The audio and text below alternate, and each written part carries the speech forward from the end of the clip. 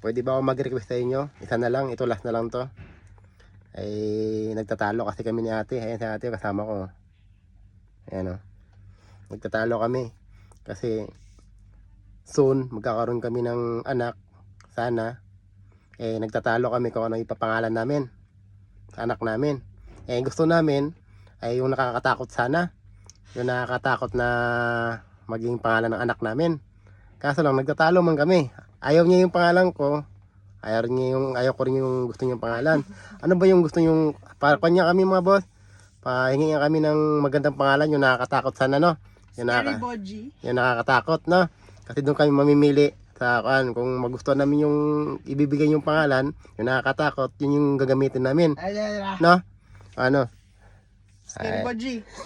Sige na mga boss, hintayin namin yung kanyo, yung nakakatakot na sana ng pangalan, na maging pangalan namin. Pangalan ng anak pala namin. Ha? Babae man o lalaki, basta nakakatakot. Sige na, bye-bye.